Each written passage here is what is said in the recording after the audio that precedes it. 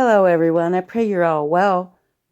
As you're aware, if you've been following along with me, we've been looking into first the Human Genome Project, and you know that I've been keenly watching what graphene does.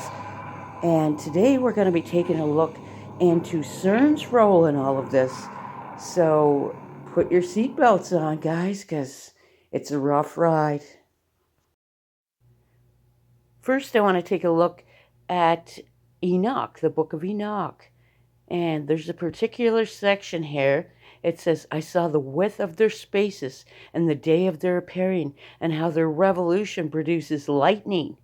And I saw their revolution according to the number of angels, and how they keep faith with each other.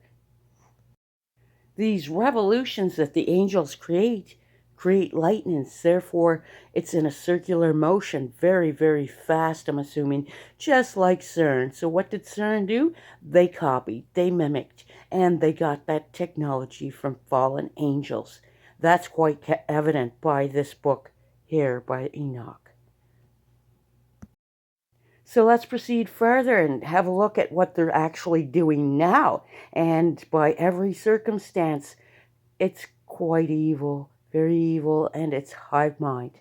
It's complete hive mind. Have a look at this, everyone.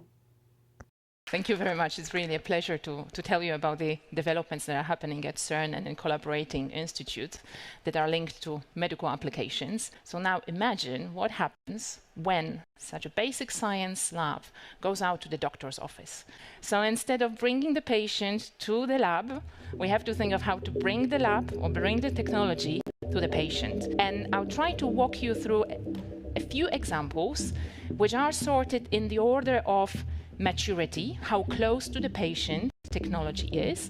And also it's quite natural because, of course, at Cern, it's accelerators. So that's why the first thing we started doing is to apply accelerators in medicine. And what you see on the left is actually not a Cern lab. It's a real facility to treat patients with protons. It's one of the dozen hadron therapy centers which exist around the world by now, which are aimed at treating tumors with high energy protons. By now, we also use carbon isotopes to do it, or stable carbon, and there are even crazy ideas to use unstable carbon to do it. So these are still very large laboratories. And what you see to the right is a prototype of a smaller facility, which would be using electrons. That one is called FLASH. The technology is called FLASH, and it actually comes from Cern activities of a compact linear collider. And the first facility of this type will soon be built in Lausanne in Switzerland, not too far from Geneva. So this is what we can do when we use accelerators. These isotopes inside of us and around us are normally stable. They do not change. They do not disintegrate.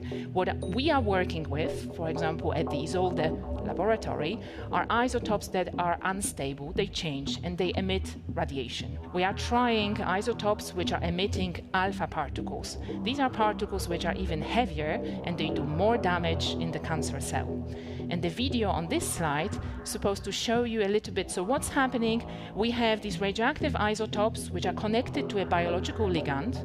Inside the cell, there are many, or inside here, there are many cells, and those ones that have, for example, high metabolism will link to the biological ligand.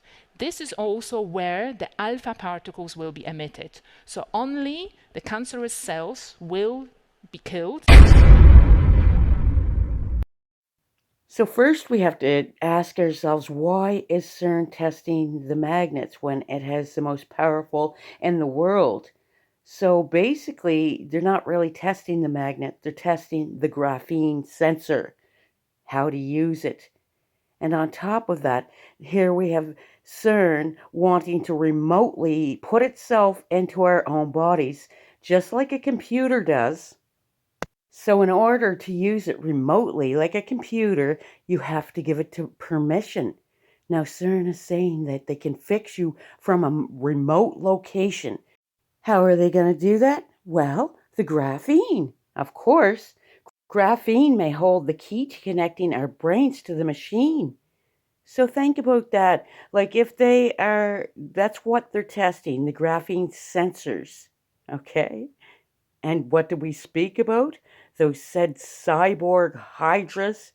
yesterday the graphene sensors are planted in them, so they think they can control the beast, but it's going to backfire on them, as we know in the book of Revelation. Evil will slay the wicked. What they're testing here is zebrafish, and they have magneto in them. Oh, magneto reminds you of the X-Men, and that's genetically modified proteins. Now you got to think, what will that do to us? What will that do to us inside of us? And how would it get in us? I think you guys all know the answer to that. If you're covered by the Lord Jesus Christ, you're sealed, but many will suffer. And look at my last video, the full-out attack on us. Take a look at this. Where black goo or something resembling it is found in the Indian River Lagoon. What is it? And is more on the way? Michael, tonight environmental experts are trying to figure out exactly what washed up ashore here on Hutchinson Island over the weekend. A viewer sent us a photo he took on Sunday of what appeared to be a black gooey substance, which has since cleared away. Tonight, the water here is still clear, but experts say in the near future it may not stay that way. It's very disgusting. It looks like tar or oil. This photo a viewer sent us shows a black goo-like substance on the Hutchinson Island shoreline just south of Herman Bay that he says spanned for about 100 yards. And we fished different areas, but I've never seen it. Baker has fished on Hutchinson Island as well, but after seeing this... Yeah, I wouldn't eat anything I caught from over there. Mark Perry with the Florida Oceanographic Society says these pictures alarm him too. I think that is a concern, is the size of it and the extent of it. The goo washed away before Perry was able to get a sample.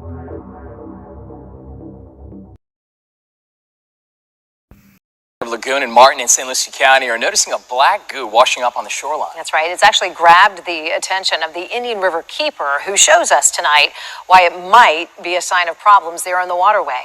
WPTV News Channel 5's Megan McRoberts reports. Oh, yeah. Walking onto the shoreline of the Indian River Lagoon along Indian River Drive. What you're looking at, oh, the gunk, the black. Mike Connor, executive director of the Indian River Keeper, gets a look at what's been giving concern to people who live along the drive.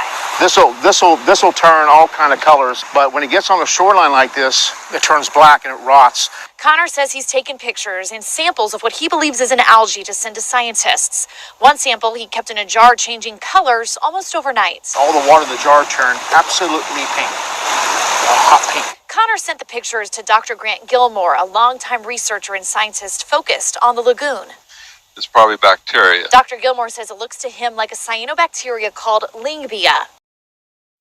Clearly you see that this black goo is in the water supply.